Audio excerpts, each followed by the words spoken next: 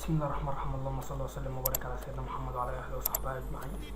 بسم الله الرحمن الرحيم. شرح اليوم هيكون بيتكلم عن قفل سطح المكتب برقم سري لزيادة الأمان. يعني لو أنت حابب مثلا تقفل سطح المكتب زي كده مثلا بكلمة سر وما يقدرش حد يخش على الكمبيوتر غيرك، لأن الشاشة سطح المكتب هيبقى مقفول برقم سري، فبالتالي مفيش حد يقدر يخش على الكمبيوتر بتاعك ولا يلعب فيه ولا يستخدمه غيرك انت، لان انت بتبقى قافله برقم سري. هو برنامج صغير، ان شاء الله هتنزل اسفل الفيديو هتلاقيني حاطط لك رابط التحميل المباشر. بعد ما تحمل البرنامج هيظهر لك على ملف ورا مضغوط زي كده بالظبط، خد ضغط عليه هينتج لك ملف هنا فولدر اهو ماشي زي ما انت شايف. هتفتح الفولدر دبل كليك هتلاقي فولدر تاني جوه اهو، هتفتح على دبل كليك السيت اب بتاع البرنامج اهو ودي السيريال بتاع البرنامج. هتتك على البرنامج دبل كليك ونعم او يس حسب النسخة عندك، وتتك نكست وتحط العلامة هنا اهو في خانة الشروط ونكست، وتشوف هتسطب البرنامج فين، هتستعرضه فين.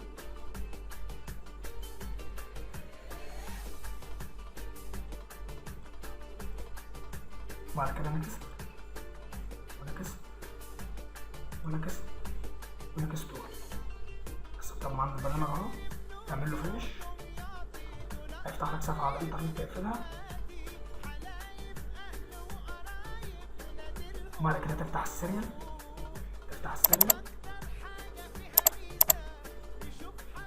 وزي ما انت شايف تاخد السيريال كده كله نسخ،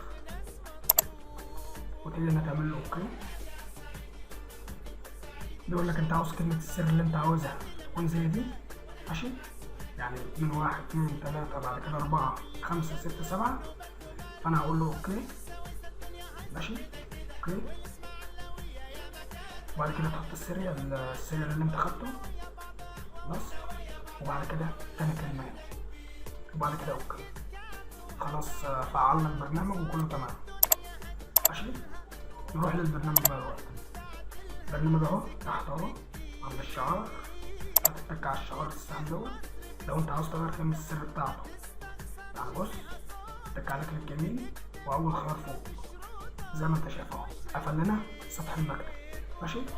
عشان نرجع نفتحه تاني لازم نحط كلمة السر الصحيحة زي ما انت شايف فتح لنا تاني اهو ماشي. لو انت عاوز تغير كلمة السر هتتك على السهم هنا على الشعار، وبعد كده كليك يمين على البرنامج على ايقونة البرنامج، وبعد كده تاني خيار هتحط كلمة السر الأصلية اللي انت بتستخدمها حاليا ماشي اهو. فتح لك اهو تمام. هتيجي على الكلمة ديت وتحط كلمة السر الجديدة اللي انت عاوز تحطها، مثلا انا هحط كده مثلا، وبعد كده يقول لك طلع لك نافذة زي دي تقول له اوكي، وبعد كده نعم يس يعني، وبعد كده سيف، وبعد كده نعم او يس، وبعد كده اوكي. خلاص انت عملت كلمة السر الجديدة. نروح نجربها كده. هتتك على الشعار كليك يمين على ايقونة البرنامج واول خيار هيقفل لك سطح المكتب زي ما انت شايف. هنحط كلمة السر الجديدة، فتح لنا كمبيوتر اهو. نروح نجرب مثلا نكتب كلمة سر غلط ولا حاجة مش هيفتحه لنا.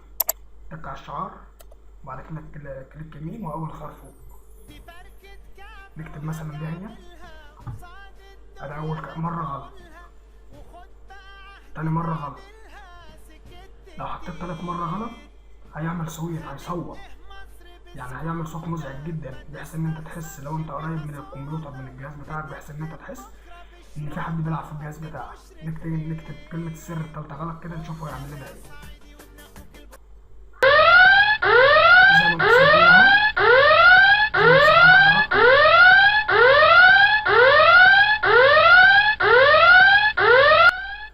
لازم تصبر دقيقة اللي هي 60 ثانية عشان يفتح لك كلمة السر من جديد.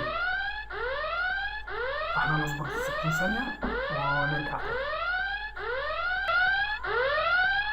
9 8 7 6 5 4 3 2 1. نكتب كلمة السر الجديدة بقى اللي احنا دخلناها اهو ماشي. فتح الكمبيوتر معانا زي ما انت شايف، زي ما انت شايف اهو. لتغيير كلمة السر هتتك هنا وكليك يمين وتاني خيار اللي هو هنا. ماشي خلاص اهو. نجرب تاني مع بعض. ندخل كلمة السر اللي حطيناها ونتك الخيار دوت هنا دوت. ماشي ثم نكتب كلمة السر دي مثلا على سبيل المثال،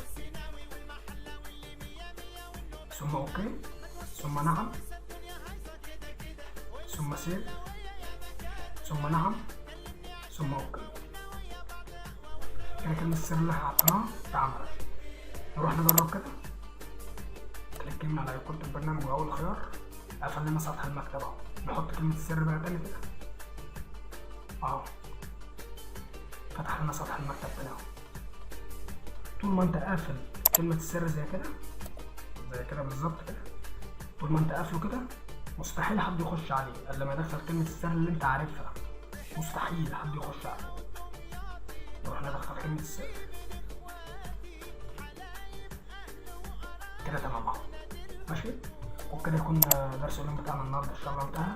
ولا تنسوا زيارتنا على موقع المصري المعلومات www.fwh27.blogger.com وعلى قناتي على اليوتيوب. لا تنسوا الاشتراك فيها وعلى صفحتي على الفيسبوك عيون التكنولوجيا. وفي الاخير السلام عليكم ورحمه الله وبركاته، ونلتقي في دروس قادمه والسلام عليكم ورحمه الله وبركاته.